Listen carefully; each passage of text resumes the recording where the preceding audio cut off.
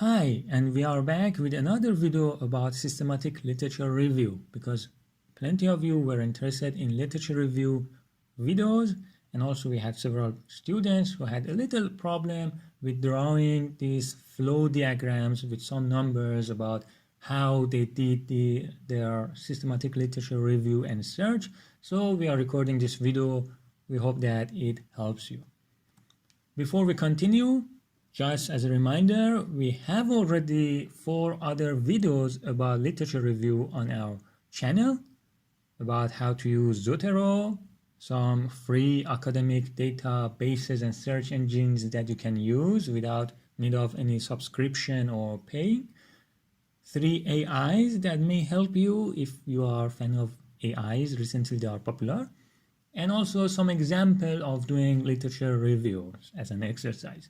So you can go back to the channel and click on these videos and just learn some new things. Anyways, so before talking about the diagrams, let's talk about the systematic review itself, in case you forgot. This is a quote from the PRISMA 2020 statement. There is a paper. I put the link in the description below the video. You can click and read the paper if you are interested. So what it says a review that uses explicit systematic methods. So if your review doesn't use a systematic method, then it is not systematic review. You cannot go and pick up some papers randomly and just do a random activity. It should be systematic, like step by step it is clear what you are going to do. Okay, to collate and synthesize findings of studies. So it won't be a review or a good review if there is no conclusion, there is no finding.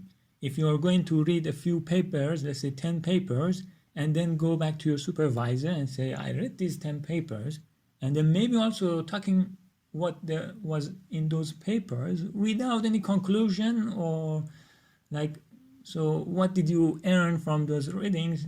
It's like putting those 10 papers in front of your supervisor. Well, he could read them himself. So there is a need of you using your brain and do some thinking and coming up with some idea or some conclusions, right? And then it says that address a clearly formulated question. If you make a conclusion, it's irrelevant to your project, your thesis topic, then that's also no good, right? So maybe it's better to start reading this sentence from the end. Clearly formulated question is the first thing you need to do. So let's pick up an example just to make things explicit, and for the rest of this video, I write a question. Can cylindrical algebraic decomposition, abbreviated with CD, algorithm be used to answer questions related to population dynamics? Cylindrical algebraic decomposition is a mathematical algorithm, very clear. Population dynamic is a topic, how population sizes of people in countries or animals in some jungle, whatever, is changing, right? And then the question says, can I use something for answering things related to something? It's a very clear question, and the answer is yes, no. If it is yes, I should say then, okay, how? And they are not interested in science fiction or something that is coming in future. Literature review means things that are done up to now. So when you say it is possible in this way and this way, for each of them you have to give an evidence. So it's citation to a paper that is exactly talking about doing that process, okay? And if the answer is no, you still need to give an evidence. And now you ask, well, okay, there is nothing, so how can I prove it?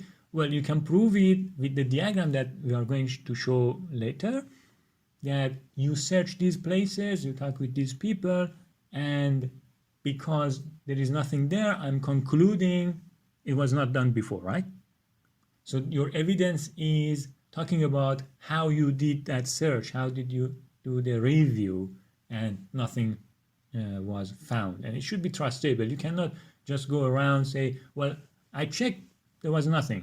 With this one sentence, no one will have to believe you, right? So you have to say, where did you search? How did you search? And so on. Okay. So now we have a clear question. We need to say how we are going to do the review, the systematic method, the step by step. The first step is to select a group of data sets. Maybe, well, in old time, you were going to library, they had the books and papers physically on paper, and then you do a search there. But now you do online or with websites or with software, and there are a lot of data sets. We have a video about, like, I think five of the data sets. I don't remember the exact number, but you can go and check. And then you say, okay, I want to search these places. So fix where you are going to search. Next step is to do that search. So you choose some keywords, and then you just do the search, right? And then you may end up with a lot of papers, maybe 100 papers. And you don't have time to read all of the 100 papers. You need to pick up some criteria, some conditions to narrow down that 100 papers to only 10, which you have time to read them. And those criteria should make some sense. It's not like I'm going to only look at the first 10 items in the list of search outputs. That's not the way you narrow down.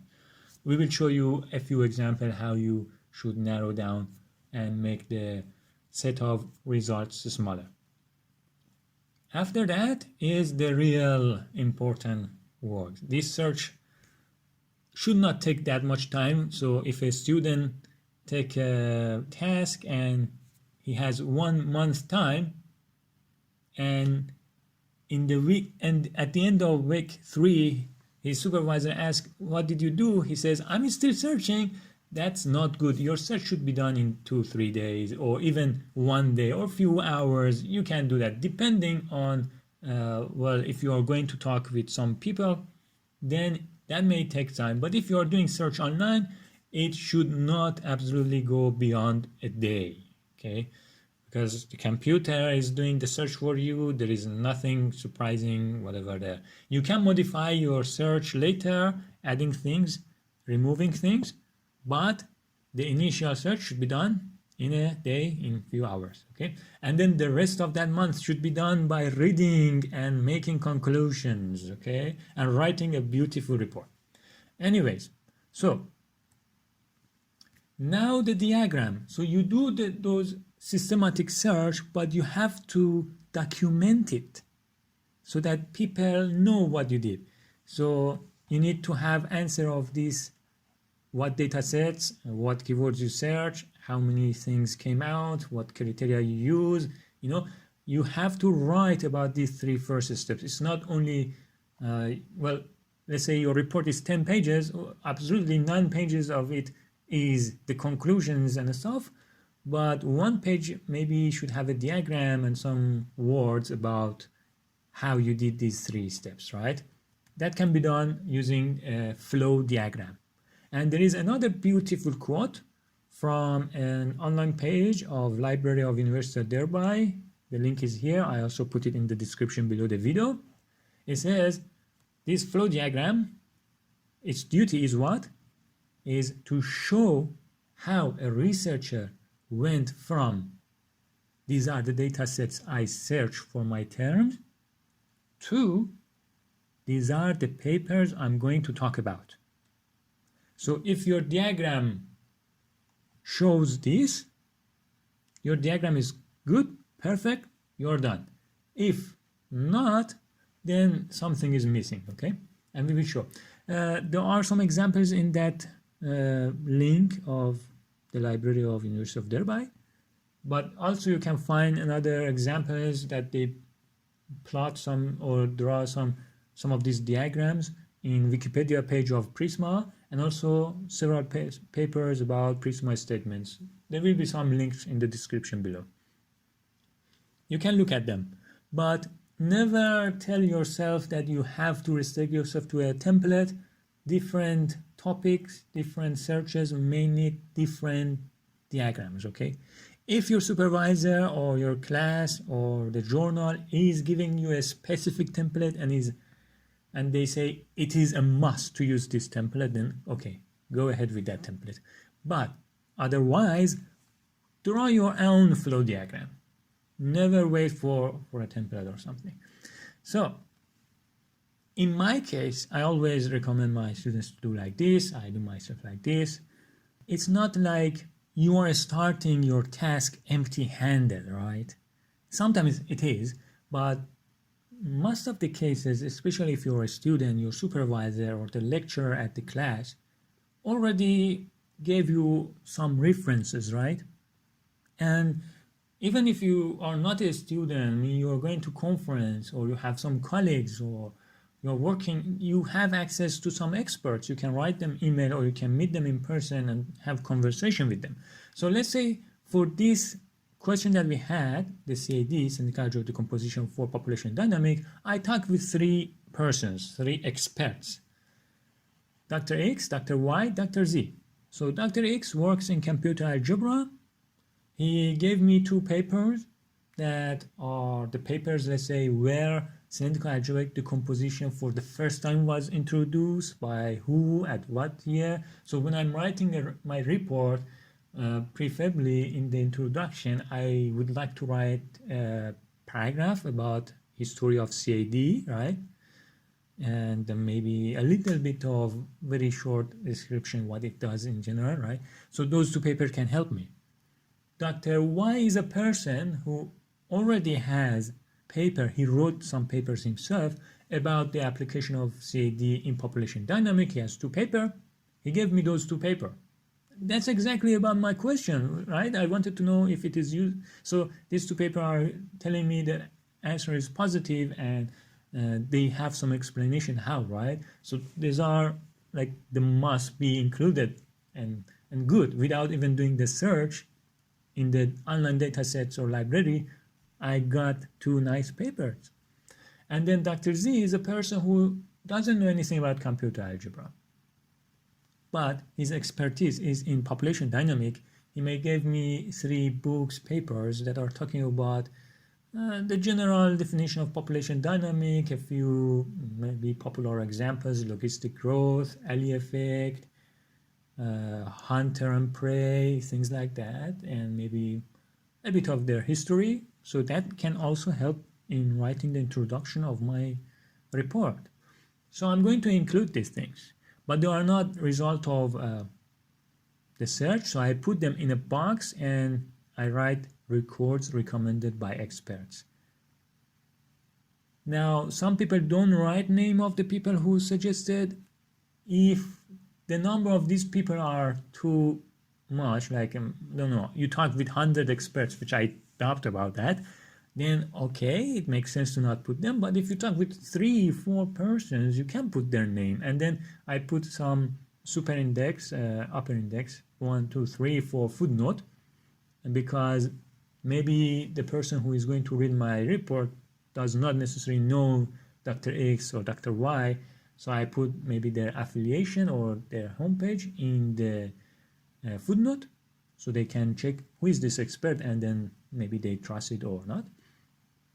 It's a good practice also to write one sentence in the acknowledgement part of the paper or the report at the end, saying that thanks Dr. XYZ for the short discussion they had about the topic and the suggestions that they gave me. It helped my task, whatever.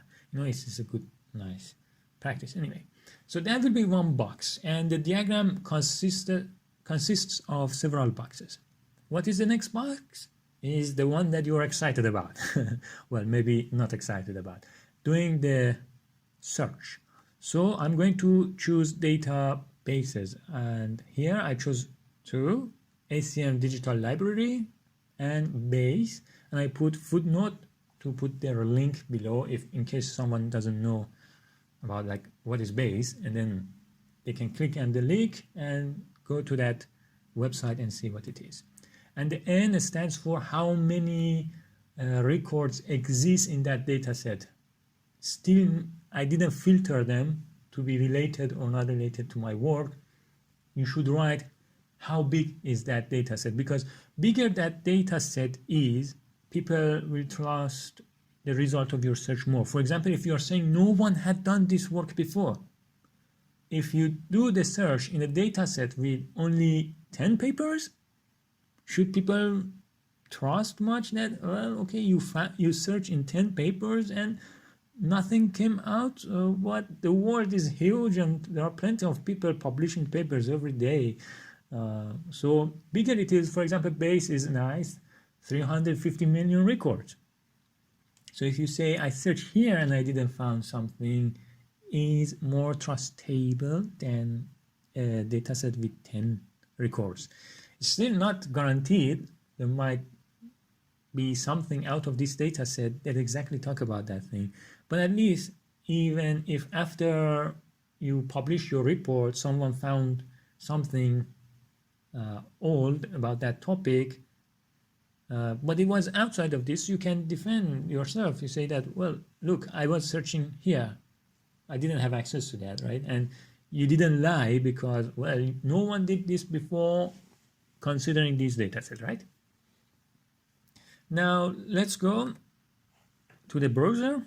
So ACM Digital Library, dl.acm.org, and I'm going to start the search. So I put in quotation mark when the term is several words, like cylindrical algebraic decomposition is 3 words. If I don't put it in quotation mark, it will search those words separately, not exactly next to each other. So cylindrical algebraic decomposition, and because I want population dynamic and this thing together appear in that the results, right? Population dynamics. If you don't know about how to do this search, just check our other video. But this is a good, reasonable keyword, right? This and this appearing in the same paper. There is a high hope that it's talking about our question. Press enter. There are 2 results, and you can check the highlight. Population dynamic and cylindrical algebraic composition is appearing. Both of them are appearing there. Nice. So I had two things coming out. Now, should I end the search about this data set? Sometimes you need to search several different keyword choices. For example, someone may write only CAD and assumes that every reader knows what the CAD is standing for, right? Just as an example, you know, CAD and population dynamics. Okay. Press enter. I found something. There is something to be careful about, but for now, let's say I found 2 for this keyword set, and I found 17 for this keyword set. Now I'm going to other data set, base, is base-search.net, searching exactly the same keyword, cylindrical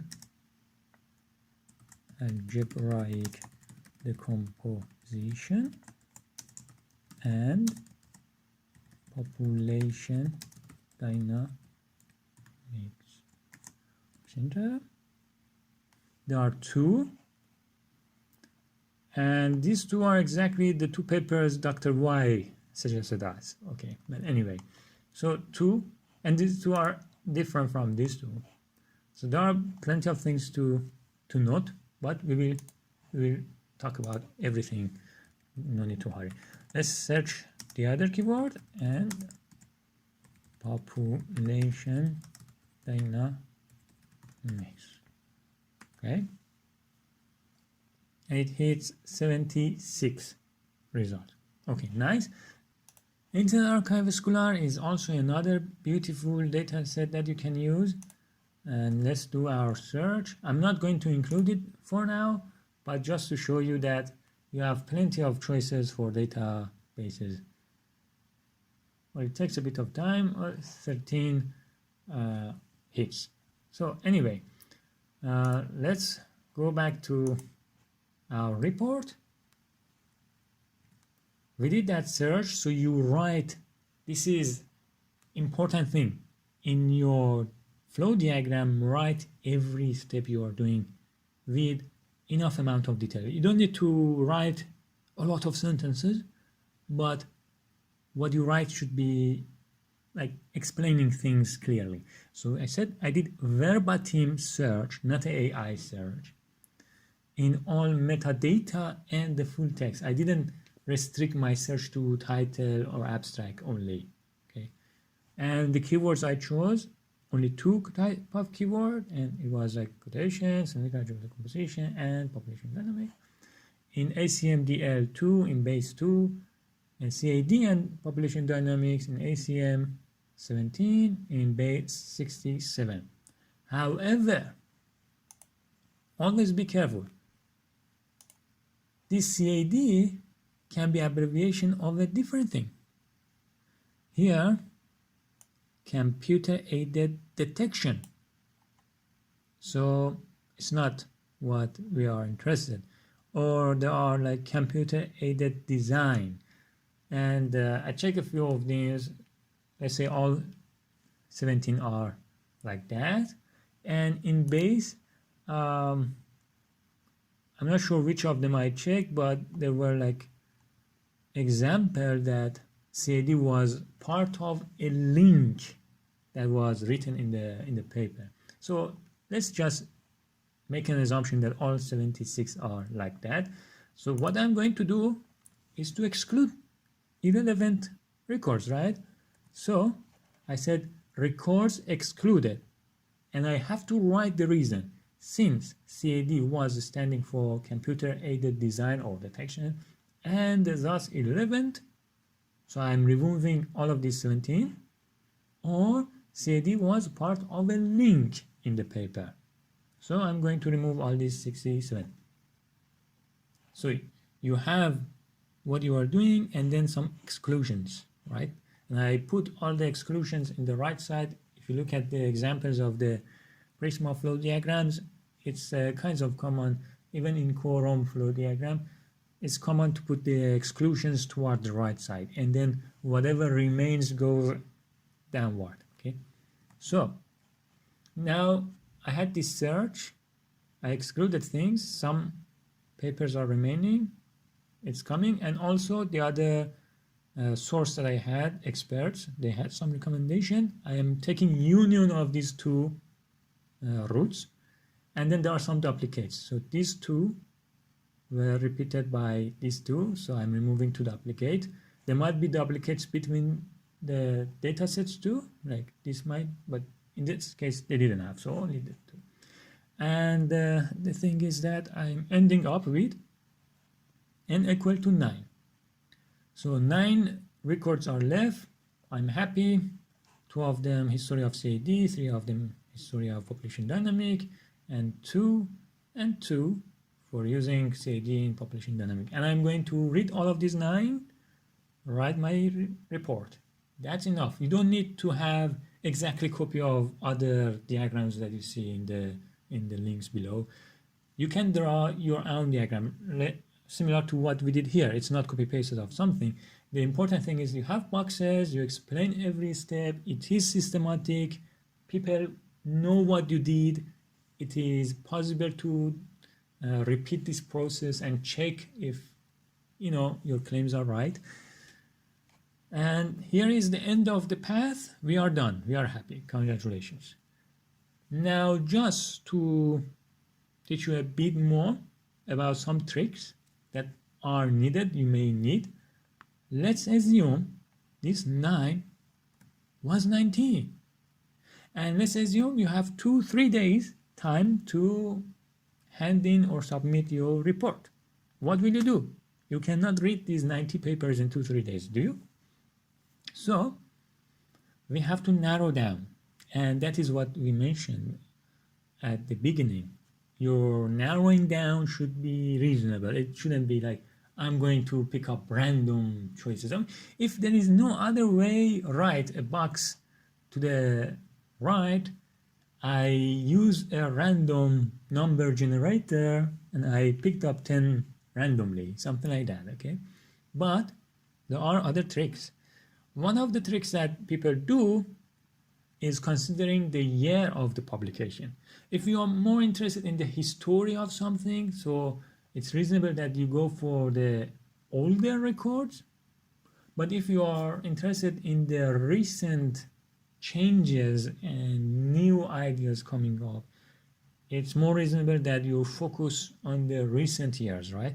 So just as an example, here we said records decided to be excluded because of being published before the year 2000. So we are only going to read papers that are published after the year 2000. And this automatically removed 50 of these papers for us. So, well, 90 became 40. And because we explicitly said it, it is a still systematic literature review. It's not we are cheating. We are telling them, well, whatever is before 2000, I'm not going to see it. So my conclusions are based on whatever it is after 2000. Now, 40 is still high. You can do like a quick check. So reading 40 whole papers is a lot for 2-3 days, but if you only look at their abstract, the abstract is one paragraph. 40 paragraphs, you can do it in few hours or at most 1 day, right? So you check all of the abstracts only, and then maybe you find that some papers, when you read their abstract, it says like, in this paper, I'm going to talk about how to speed up the CAD algorithm itself, and it's about the design of the algorithm. I'm not going to talk about its application, right? So maybe population dynamic keyword appeared in the text of that paper, only in the introduction, in a sentence that, well, they are talking about history and importance of CAD, and then they have one sentence that, okay, CAD is used in solving questions from applications such as biology, economic, robotics, and population dynamic, and that's it. And they are not going to talk about how to use it for population dynamic or blah blah, then you don't need to look at that paper, right? So this quick abstract check, and you write some good sentence explaining like what did you see in the abstracts to exclude things. And I said, for example, they are talking about the algorithm itself and not its application. It excluded 20 other papers. And then let's say you are happy to read 20 papers in 2-3 days, just imaginary. So that will be the end of your diagram. So that's another flow diagram for some literature review, systematic. And by now you should know, you should have a feeling of what is PRISMA, or in general literature review, systematic literature review flow diagrams. If you have any question, you can put on the comments below.